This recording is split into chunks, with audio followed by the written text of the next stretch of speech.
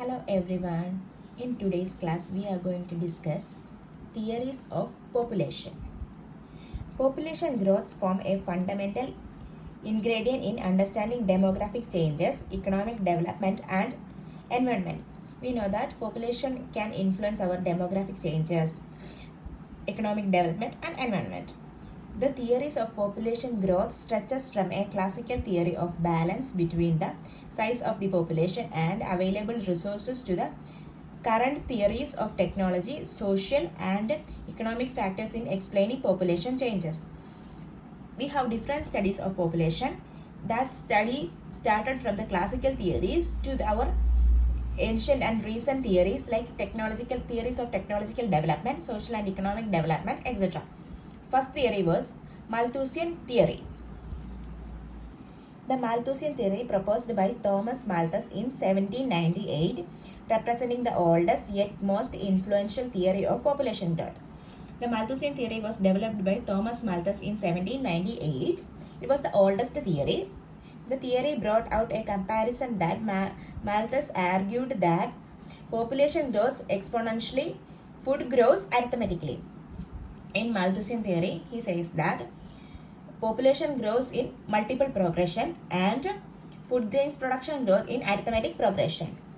He thus believed that this imbalance would continue until the pressure exerted by population became more than the capacity of resources, result in checks like famines, diseases, wars, and that decreases population. He believes that there was an imbalance between food produced and the population. So to correct that imbalance, there have some natural checks like famines, diseases and war, etc. to reduce population. The theory of Malthus is explained on the basis of inconsistency between growth and available resources. This theory is based on the differences between population growth and available resources to consume. So to maintain that balance, there have some checks like famines, diseases to reduce the population. That was Malthusian theory of population. Second one is demographic transition model. Demographic transition model explains the changes in birth and death rates over some time in any country.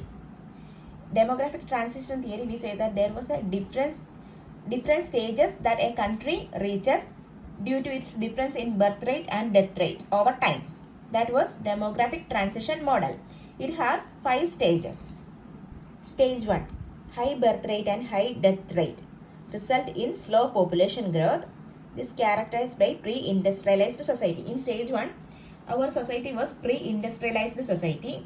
We have high birth rate and high death rate. This result to slow population growth. We have high birth rate. We know that older generations have more children and high death rate due to lack of proper health facilities. Stage 2. Birth rates are high but death rates are falling due to healthcare and sanitation improvement measures. Thus population growth is rapid. In the second stage, birth rate are high and death rate decreases due to efficient healthcare and sanitation improvement. So in that stage population grows rapidly. Third stage. The birth rate falls as a result of increasing education and ready access to birth control, leading to the population slowdown.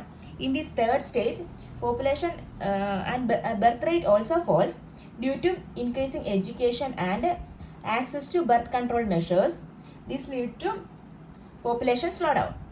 This leads to decrease in population. In the third stage, birth rate falling, death rate also falling. Stage 4. Low birth and death rate result in a stable population condition where growth is very small or stops.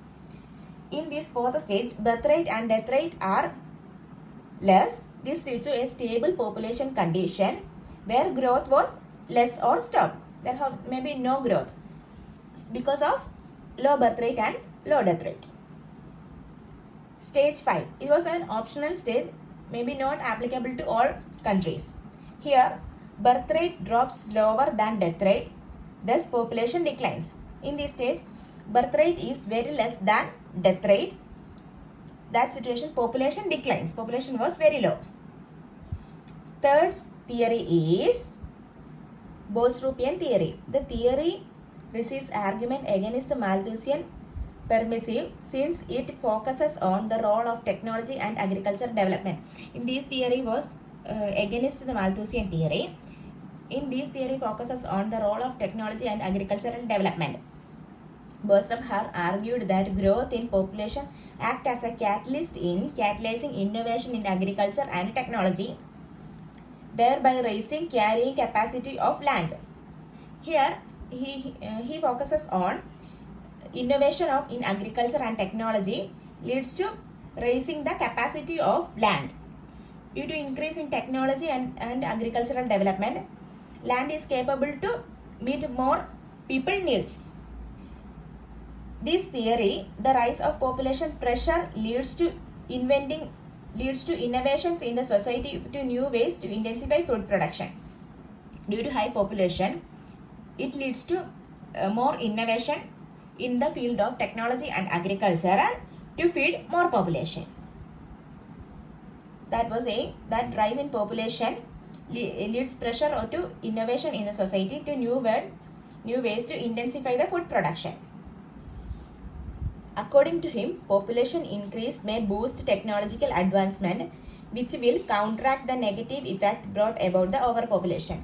According to him, increasing population leads to boost technological development that counteract the negative impact of overpopulation.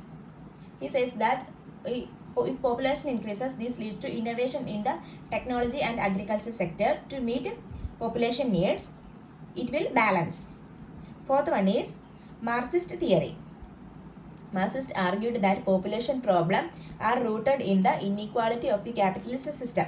Marx say that population increases, this leads to inequality in the capitalist system rather than being a natural consequence of population growth. They believed that under capitalism, resources are concentrated in the hands of few, leading to poverty, hunger and unemployment.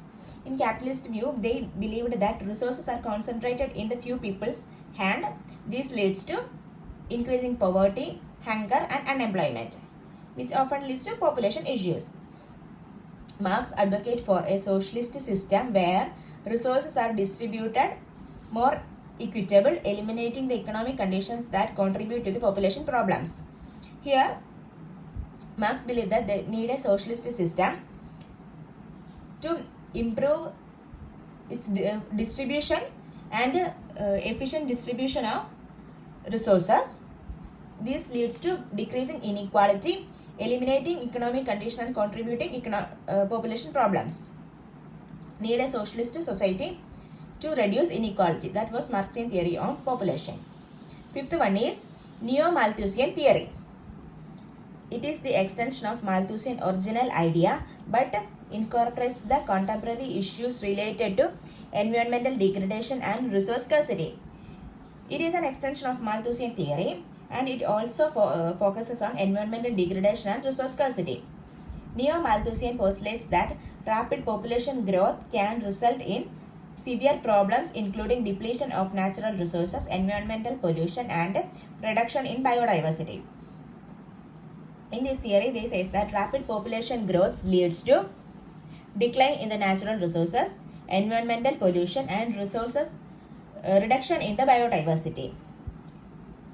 It calls for population control measures and sustainable development practices. It focuses on population control measures and sustainable development practices. The Neo-Malthusian depart from the original Malthusians focuses on food supply as they deals with a varied series of environmental resource challenges and support policies that would balance population growth with ecological sustainability. They more focuses on food supply and how the resources are utilized, how to balance population growth and ecological sustainability. This was Neo-Malthusian theory. Sixth one is theory of human capital. Human capital theory emerged in the second half of 20th century.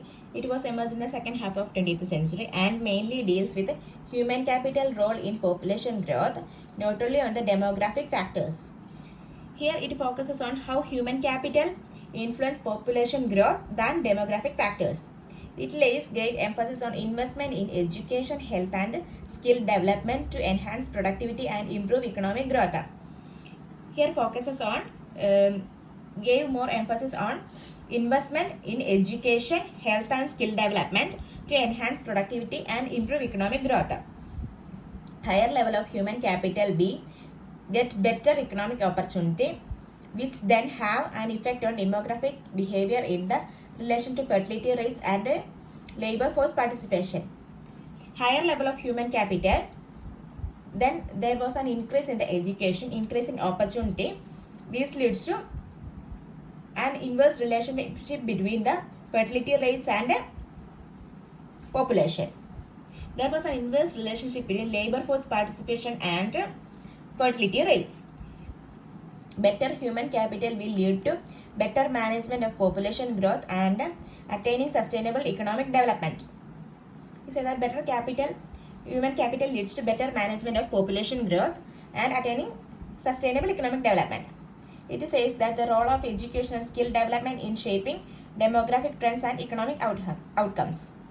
Here the role of education and skill development in attaining demographic trends and economic outcome. How that increasing human capital will influence the population rate. That was theory of human capital. These are the theories of population. We discussed 6 theories in this class. If you found this section helpful in any way, please don't forget to like, share and subscribe to the channel. Thank you.